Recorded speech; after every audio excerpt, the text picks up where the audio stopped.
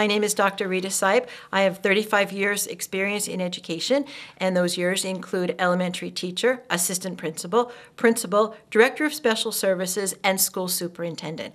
This panel is made up of educators, both special education and regular education, administrators, and teachers. They are sharing strategies to improve outcomes for children with special needs through maintaining high expectations. I want to thank you very much for serving on the panel, and welcome.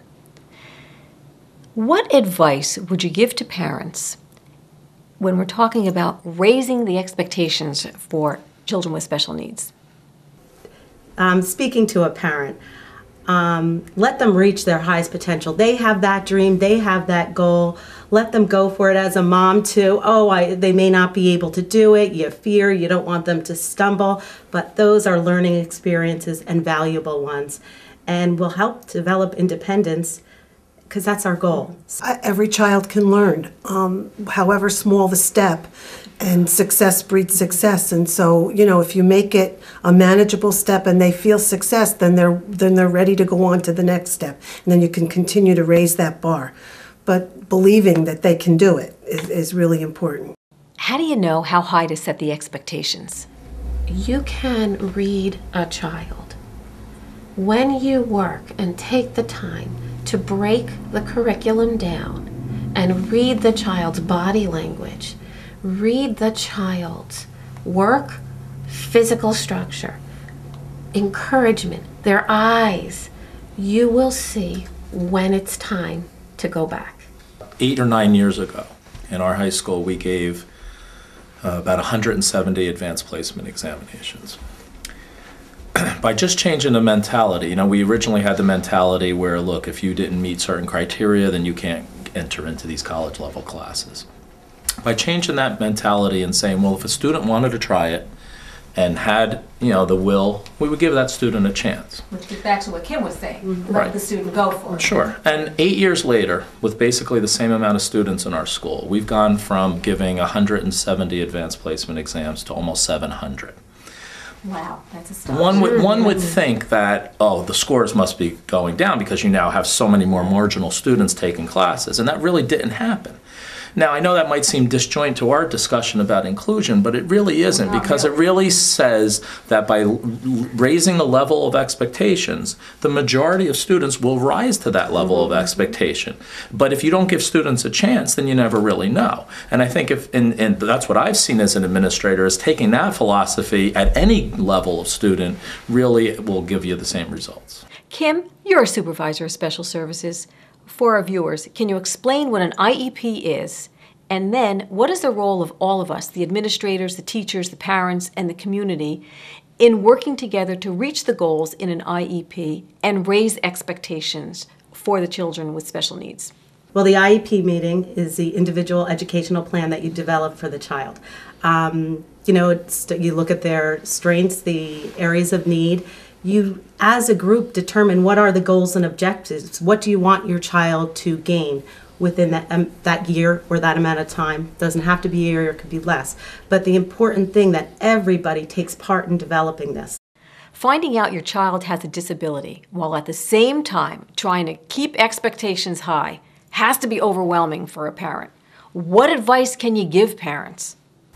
I think my best piece of advice would be to be a part of the team that works toward the success of your child.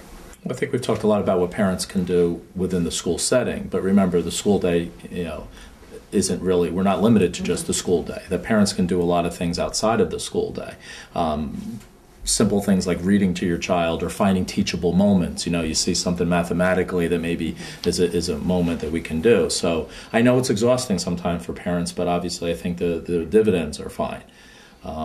I also think that it doesn't necessarily mean that students always have to learn from adults. They can learn from each other as well. I've seen tremendous programs where sometimes, because kids want to emulate people that are similar to their own age and so forth. So sometimes I've seen kids get things out of other kids that an adult couldn't get out of. I think it's also important to recognize that each child is an individual, and not every prescribed intervention approach is going to work for each particular child. So, very often families will talk with one another and hear about a service or a program or some kind of intervention that another child is receiving and being very successful with, it doesn't necessarily mean that it's going to be as successful for their child. And coming in with an open mind, it's important not to just assume that that's the only way it can be done and that it's the only way that their child is going to learn or improve upon a skill. I think it's important to be informed about your child, about the community, the school, their peers, and just to be informed about all those things helps you to know your child and know what's best for your child. Ultimately, what should we expect from children with special needs when we talk in terms of the outcomes? The same thing we want for every other child. A child needs to succeed. A child needs to be able to function with their peers in the real world. A child needs to feel loved by everyone around them. There should be no delineation. That's right.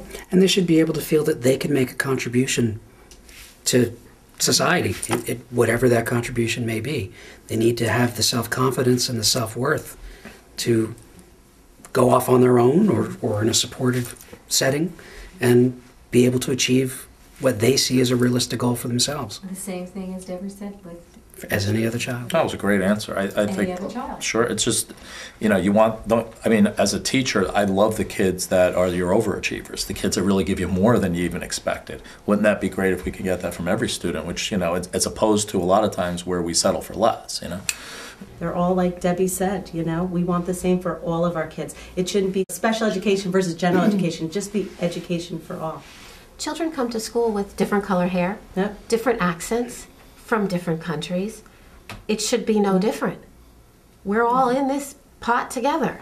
And when we start out, well, someone has trouble with the short A sound. Somebody else can't quite remember their letters. What's the difference? There really isn't any. And I think Kim is absolutely correct. We're all together learning and celebrating each other, but we're all together. Sounds great. Thank you so much for the information. I hope our viewers have learned from your information and that we can all work collaboratively as we continue to improve the inclusion and education for all of our children.